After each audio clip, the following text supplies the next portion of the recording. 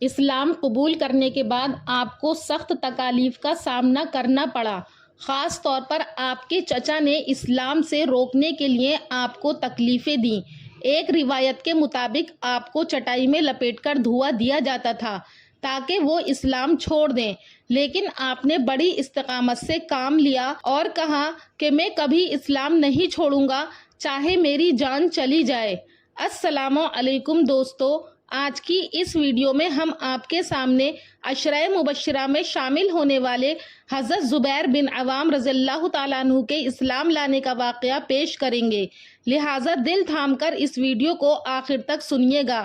Video بہت ایمان افروز ہونے والا ہے۔ حضرت زبیر بن عوام رضی اللہ تعالیٰ عنہ ان عظیم صحابہ میں سے ہیں جنہیں رسول اللہ صلی اللہ علیہ وسلم نے دنیا ہی میں جنت کی خوشخبری دی۔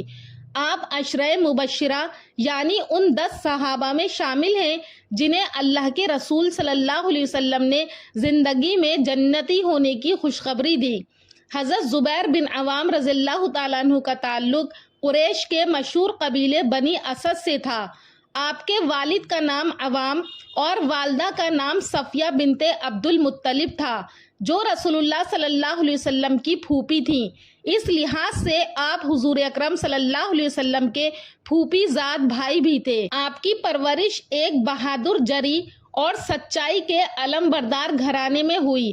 بچپن ہی سے آپ میں غیر معمولی بہادری، سچائی، حیا اور ایمانداری کی جھلک دکھائی دیتی تھی۔ آپ کا حلیہ اس طرح سے بیان کیا جاتا ہے کہ قد بلند و بالا، خصوصاً پاؤں اس قدر لمبے کہ گھوڑے پر چڑھتے تو پاؤں زمین سے چھو جاتا تھا، رنگ گندم گو اور سر پر کندھوں تک بالوں کی لٹیں تھیں۔ آپ کے ایمان لانے کا پس منظر یہ ہے کہ حضرت زبیر بن عوام رضی اللہ تعالیٰ عنہ صرف 16 برس کے تھے کہ نور ایمان نے ان کے خانہ دل کو منور کر دیا۔ بعض روایتوں سے ظاہر ہوتا ہے کہ وہ 5ویں یا 6ٹھے مسلمان تھے، لیکن یہ صحیح نہیں معلوم ہوتا۔ تاہم سابقین اسلام میں وہ ممتاز اور نمایاں تقدم کا شرف رکھتے ہیں۔ حضرت زبیر بن عوام رضی اللہ تعالیٰ عنہ اگرچہ کم سن تھے، لیکن استقامت اور جانثاری میں کسی سے پیچھے بھی نہیں تھے۔ قبول اسلام کے بعد ایک دفعہ کسی نے مشہور کر دیا کہ مشرکین نے نبی کریم صلی اللہ علیہ وسلم کو گرفتار کر لیا ہے۔ یہ سن کر جذبہ جانثاری سے اس قدر بے خود ہوئے کہ اسی وقت ننگی تلوار کھینچ کر مجمع کو چیرتے ہوئے آستانہ اقدس پر حاضر ہوئے۔ تو رسول اللہ صلی اللہ علیہ وسلم نے دیکھا تو پوچھا کہ زبیر یہ کیا ہے؟ عرض کیا کہ مجھے معلوم ہوا تھا کہ خدا نخواستہ حضور گرفتار کر لیے گئے ہیں۔ سرور کائنات صلی اللہ علیہ وسلم نہایت خوش ہوئے اور ان کے لیے دعائے خیر فرمائی۔ اہل سیر کا بیان ہے کہ یہ پہلی تلوار تھی جو راہ فدویت و جانثاری میں ایک بچے کے ہاتھ سے برہنہ ہوئی۔ اسلام لانے کے بعد اسلام لانے والوں کی طرح زبیر بن عوام رضی اللہ تعالیٰ عنہ مشرکین مکہ مکرمہ کے پنجۂ ظلم و ستم سے محفوظ نہ تھے۔ ان کے چچا نے ہر ممکن طریقے سے ان کو اسلام سے ہٹانا چاہا اور طرح طرح کی ان کو تکالیف دی، لیکن توحید کا نشہ ایسا نہ تھا جو اتر جاتا۔ بالآخر اس نے برہم ہو کر اور بھی سختی شروع کی، یہاں تک کہ چٹائی میں لپیٹ کر باندھ دیتا اور اس قدر دھونی دیتا کہ دم گھٹنے لگتا تھا۔ لیکن وہ ہمیشہ یہی کہتے جاتے کہ کچھ بھی کرو اب میں کافر نہیں ہو سکتا۔ غرض مظالم و شدائد سے اس قدر تنگ آئے کہ وطن چھوڑ کر حبشہ کی راہ لی۔ پھر کچھ دنوں کے بعد وہاں سے واپس آئے تو خود سرور کائنات صلی اللہ علیہ وسلم نے مدینے کا ارادہ کیا، اس لیے انہوں نے بھی مدینے کی مبارک سرزمین کو وطن بنا لیا۔ حضرت زبیر بن عوام رضی اللہ تعالیٰ عنہ نے اسلام کی راہ میں بے شمار قربانیاں دی۔ آپ نبی کریم صلی اللہ علیہ وسلم کے ساتھ تمام اہم غزوات میں شریک رہے، جیسے غزوہ بدر، غزوہ احد، غزوہ خندق، غزوہ خیبر، فتح مکہ۔ آپ وہ پہلے صحابی تھے جنہوں نے اسلام کے لیے تلوار نکالی۔ ایک مرتبہ یہ خبر پھیلی کہ نبی کریم صلی اللہ علیہ وسلم کو کفار مکہ نے قتل کر دیا ہے، تو حضرت زبیر رضی اللہ تعالیٰ عنہ تلوار لے کر تنہا مکہ کی گلیوں میں نکل پڑے تاکہ حضور صلی اللہ علیہ وسلم کا بدلہ لیں۔ جب حضور صلی اللہ علیہ وسلم نے انہیں دیکھا تو دعا دی اور فرمایا کہ زبیر میرا حواری یعنی خاص مددگار ہے۔ غزوات میں ممتاز حیثیت سے یہ شریک رہے۔ سب سے پہلے غزوہ بدر پیش آیا۔ حضرت زبیر رضی اللہ تعالیٰ عنہ نے اس مارکے میں نہایت جابازی اور دلیری کے ساتھ حصہ لیا. جس طرف نکل جاتے تھے غنیم کی سفید تہ بالا کر دیتے تھے. ایک مشرک نے ایک بلند ٹیلے پر کھڑے ہو کر مبازرت چاہی. حضرت زبیر بن عوام رضی اللہ تعالیٰ عنہ بڑھ کر اس سے لپٹ گئے اور دونوں کلابازیاں کھاتے ہوئے نیچے آئے تو نبی کریم صلی اللہ علیہ وسلم نے فرمایا کہ ان دونوں میں جو سب سے پہلے زمین پر رکے گا وہ مقتول ہوگا. چنانچہ ایسا ہی ہوا کہ وہ مشرک پہلے زمین پر گر کر حضرت زبیر کے ہاتھ سے واصل جہنم ہوا. اسی طرح عبیدہ بن سعید سے مقابلہ پیش آیا جو سر سے پاؤں تک زرہ پہنے ہوئے تھا. صرف دونوں آنکھیں کھلی ہوئی تھیں. حضرت زبیر نے تاک کر اس زور سے آنکھ میں اس کے نیزہ مارا کہ اس پار نکل گیا. اس کی لاش پر بیٹھ کر بمشکل نیزہ نکالا، پھر پھل ٹیڑھا ہو گیا تھا. نبی کریم صلی اللہ علیہ وسلم نے بطور یادگار حضرت زبیر رضی اللہ تعالیٰ عنہ سے اس نیزے کو لے لیا. اس کے بعد پھر خلفاء میں تبرکاً منتقل ہوتا رہا، یہاں تک کہ خلیفہ ثالث کے بعد حضرت زبیر بن عوام کے وارث عبداللہ بن زبیر کے پاس پہنچا اور ان کی شہادت تک ان کے پاس موجود تھا. وہ جس بے جگری کے ساتھ غزوہ بدر میں لڑے، اس کا اندازہ صرف اس سے ہو سکتا ہے کہ ان کی تلوار میں دندانے پڑ گئے تھے. تمام جسم زخموں سے چھلنی ہو گیا تھا. خصوصاً ایک زخم اس قدر کاری تھا کہ وہاں پر ہمیشہ کے لیے گڑھا پڑ گیا تھا. حضرت عروہ بن زبیر رضی اللہ تعالیٰ عنہ جو آپ کے بیٹے ہیں، ان کا بیان ہے کہ ہم ان گڈھوں میں انگلیاں ڈال کر کھیلا کرتے تھے. مارکہ بدر میں حضرت زبیر بن عوام رضی اللہ تعالیٰ عنہ زرد امامہ باندھے ہوئے تھے. رسول اللہ صلی اللہ علیہ وسلم نے فرمایا کہ آج فرشتے بھی اسی وضع میں آئے ہیں. غرض مسلمانوں کی شجاعت و ثابت قدمی نے میدان مار لیا، حق غالب رہا اور باطل کو شکست ہوئی. سن 3 ہجری میں غزوہ احد کا واقعہ ہوا. اثناء جنگ میں رسول اللہ صلی اللہ علیہ وسلم نے اپنی تلوار کھینچ کر فرمایا کہ کون اس کا حق ادا کرے گا. تمام جانثاروں نے بےتابی کے ساتھ اپنے ہاتھ پھیلائے. حضرت زبیر بن عوام نے 3 دفعہ اپنے آپ کو پیش کیا، لیکن یہ فخر ابو دجانہ انصاری کے لیے مقدر ہو چکا تھا.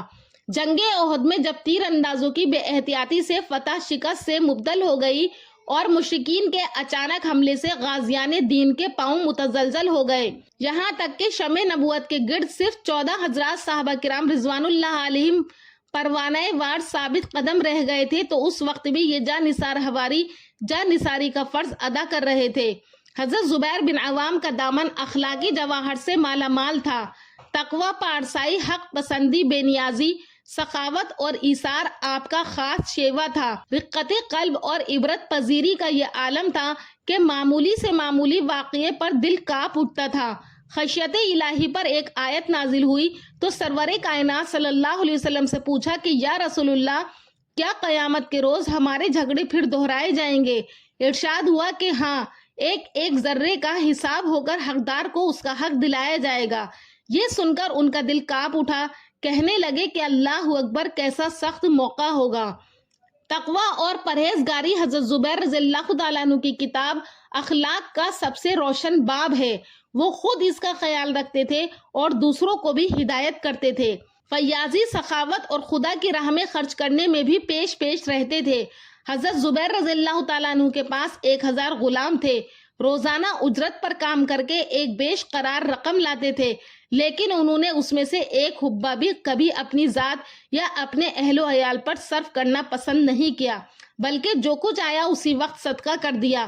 غرض ایک پیغمبر کے حواری میں جو خوبیاں ہو سکتی ہیں، حضرت زبیر رضی اللہ تعالیٰ عنہ کی ذات والا صفات میں ایک ایک کر کے وہ ساری خوبیاں موجود تھیں. ان کی کمائی کا اصلی ذریعہ تجارت تھا، اور عجیب بات ہے کہ انہوں نے جس کام میں ہاتھ لگایا کبھی گھاٹا نہیں ہوا. تجارت کے علاوہ مال غنیمت سے بھی گرا قدر رزق حاصل کیا. حضرت زبیر بن عوام رضی اللہ تعالیٰ عنہ کے تمول کا صرف اس سے اندازہ ہو سکتا ہے کہ ان کے تمام مال کا تخمینہ 5 کروڑ 2 لاکھ درہم یا دینار کیا گیا تھا. لیکن یہ سب نقد نہیں بلکہ جائیداد غیر منقولہ کی صورت میں تھا. اطراف مدینہ میں ایک جھاڑی تھی، اس کے علاوہ مختلف مقامات میں مکانات تھے. چنانچہ خاص مدینہ میں 11، بصرہ میں 2 اور مصر اور کوفہ میں ایک مکان تھا. مال والے ہونے کے باوجود 22 لاکھ کے مقروض تھے. اس کی وجہ یہ تھی کہ لوگ عموماً اپنا مال ان کے پاس جمع کرتے تھے، لیکن یہ احتیاط کے خیال سے سب سے کہہ دیتے تھے کہ امانت نہیں بلکہ قرض کی حیثیت سے لیتا ہوں. ہوتے ہوتے اس طرح 22 لاکھ کے مقروض ہو گئے۔ حضرت زبیر رضی اللہ تعالیٰ عنہ جب جنگ جمل کے لیے تیار ہوئے تو انہوں نے اپنے صاحبزادے عبداللہ سے کہا کہ جانے پدر مجھے سب سے زیادہ خیال اپنے قرض کا ہے، اسی لیے میرا مال و متاع بیچ کر سب سے پہلے قرض ادا کرنا، اور جو کچھ بچ رہے اس میں سے 1/3 خاص تمہارے بچوں کے لیے وصیت کرتا ہوں۔ ہاں اگر مال کفایت نہ کرے تو میرے مولا کی طرف رجوع کرنا۔ حضرت عبداللہ بن زبیر نے پوچھا، آپ کا مولا کون ہے؟ میرا مولا خدا ہے جس نے ہر مصیبت کے وقت میری دستگیری کی ہے۔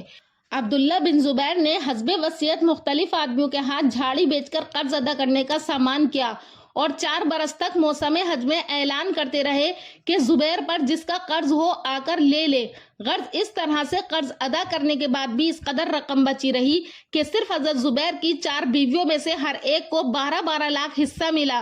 موسی لہو اور دوسرے ورثاء ان کے علاوہ تھے۔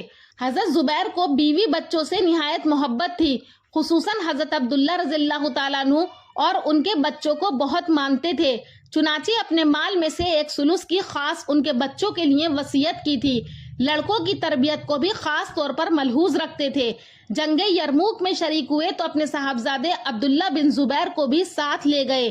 اس وقت ان کی عمر صرف 10 سال کی تھی، لیکن حضرت زبیر نے ان کو گھوڑے پر سوار کر کے ایک آدمی کے سپرد کر دیا کہ جنگ کے ہولناک مناظر دکھا کر جرات و بہادری کا سبق دیں۔